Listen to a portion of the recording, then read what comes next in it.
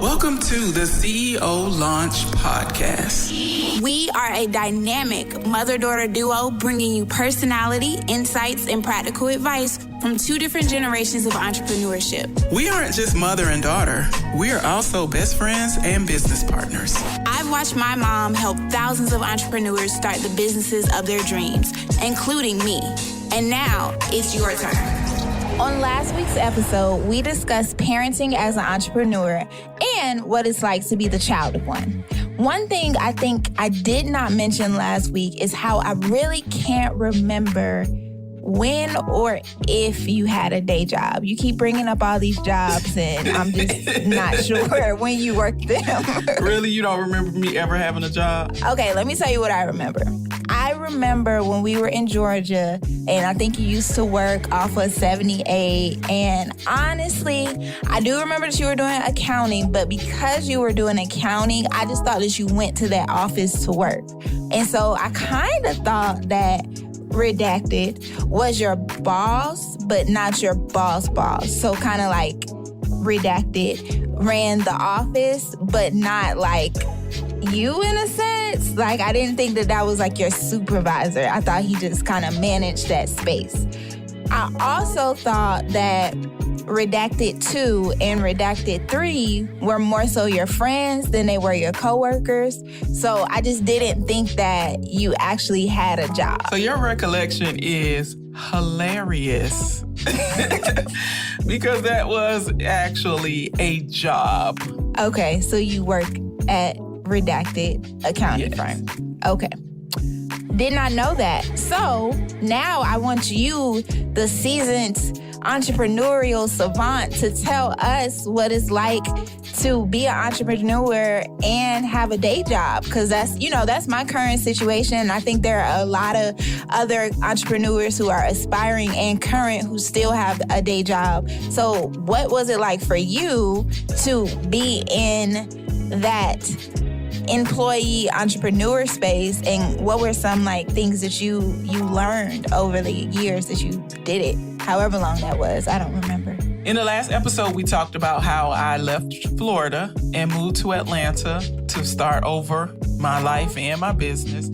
And when I came here, I had a business, but we moved here in September of 2002. 2002. Mm-hmm. I had 20 tax clients. That was my first year in business. I did 20 tax returns my first year in business. And I had one accounting client. So not nearly enough to support me and a child. Yeah, so I had to get a job. And I was okay with that because, again, like I said in some previous episodes, I've gotten used to sleeping indoors and eating every day. Yes. And so getting a job was not the worst thing ever. And so I got a job. I worked. When I first came to Atlanta, I had money saved up. So for real, honestly, I had about $5,000 saved up. Okay. So it was enough money to get me started, get my own place and all of that stuff. And that's $5,000 in 2002, which with inflation is like $1 million now. It's so silly. And so I had a job. I worked a job. I worked 40 hours a week for someone else. And I was building my business in the other 20 hours a week. And so one of the things that having a job, and I happened to have a job in the same industry that I was building a business in. And just so that you all know, I made sure my employer knew that I had a business. I was very upfront about that. I wanted to make sure that there were, we didn't have any trust issues. I assured them I'm not going to try to steal your clients. I'm not, any of those kind of things, because I just believe in treating people the way that I want to be treated. And so we had that understanding from the beginning. But one of the things that having a job helped me to realize is the things that I wanted in my business and the things that I didn't want in my business. Because I was working for a firm that was very similar to the firm I was trying to build, I learned real quick, not doing that in my business. Right. And I can remember having some ideas and taking those ideas to my boss at the time and the boss not really being on board with it. So I just thought, I'll just keep my good ideas, for myself and for my business. So for all of the people out there who are job shaming, please stop, because there's nothing wrong with having a job. I had a job for the first 3 years of my business. Well, actually, I worked 40 hours a week for someone else for the first 3 years of my business. And I was building my business in those, other 20 hours that I was working those 60-hour weeks. Then year 4, I was able to flip it. And so I started working part-time for the job, and I was full-time in my business. And then by year 5, I was doing 20 hours at the part-time job and 40 hours in my business. And then by year 5, I was totally full-time, and I completely stopped the part-time business. So that is an important timeline to hear, because it wasn't that you were 6 months into this business and was ready to go out on your own and figure out all, cover all your expenses, and suddenly this was your entire livelihood. It took you 5 years of, not even just 5 years of being in business. That was just when you got to Atlanta. You had been in business a year before that. So really, since the start of your business, you went from 2000, I'm doing math in my head. You went from, and y'all know I'm not good at math, in my head. You went from 2001 to 2006-ish? Yeah, something like that. Yeah.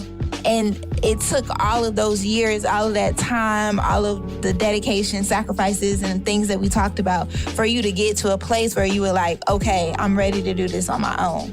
And I think especially as people are talking about, on Instagram, we see somebody in a second, suddenly they're an entrepreneur, they're getting invoices, they're doing this, they're doing that. You're not seeing them that they're like, and not to shame this is not shaming, but like if you're living with a parent or, you don't have the responsibility of taking care of the household. Yeah.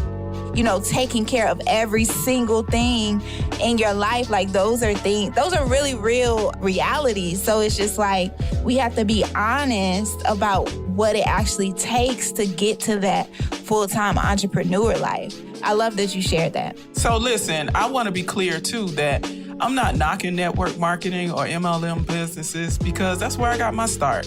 And so I'm just really disturbed at the notion of, as soon as you sign up with this network marketing company, you're going to be able to quit your job and do your business full time. And it's just not realistic to do that. One of the things that I teach people, and one of the things that I learned very quickly, is when you are depending on your business to live, it's really hard to grow that business. Everything that you make in the business, you got to take it out to pay your bills. And so you don't have the money or the resources to continue to reinvest in your business. Mm-hmm. Yep. And I was going to add, you don't have the privilege of kind of creating like your own ideal clientele. Like you can't deny business because you need it for your livelihood. I can't turn away that crappy client because that crappy client is paying the bills. And so I think when you give yourself that time, you really are able to set a standard for yourself and set a standard for your business. But again, it's that time. Things don't happen overnight. And one of the things that I wanted to point out too about my story is that when I was working full time for the other job, that job was paying my bills. So the money that I brought in my business, that was money that I was able to use to set up my business and really invest in my business. So the first 3 years of my business, I was creating systems and processes and putting all these things into place so that when I transitioned full time, it was a smooth transition. I was ready for those things. I was ready to be able to receive the additional clients and all the referrals that were coming as a result of all of the seeds that I had been planting for those years. And so if you don't allow yourself that opportunity to be able to invest in your business, sometimes you can't. Let's just be real. Like we talked about how sometimes people start businesses out of necessity, and sometimes you don't have the luxury, and I use air quotes, of being able to reinvest in your business, but it just takes longer to grow the business when you have to live on it. So that's kind of my 2 cents when it comes to that. You know, I really can't emphasize it enough about how we have to stop job shaming people who have a business, who are like you, who are dualpreneurs. You have a business and you also have a job, because listen, most of the people who are your clients are probably people with jobs. So stop, you know, you need to stop shaming them, because they're the ones that's keeping your business in business. Right. And I think there's this piece where it is like we have to stop job shaming. We have to get out of this idea that everybody can be an entrepreneur or should be an entrepreneur, because those aren't real. You know, like everybody doesn't have to be this one thing. And I know for me, where I am right now, I don't want to quit my job. I really enjoy my job. I enjoy my coworkers. I enjoy the work that I get to do. I enjoy the kids that I get to work with. I'm really down for the mission. Like all of those things bring me a happiness and a contentment that I wouldn't necessarily be able to get with Auclair.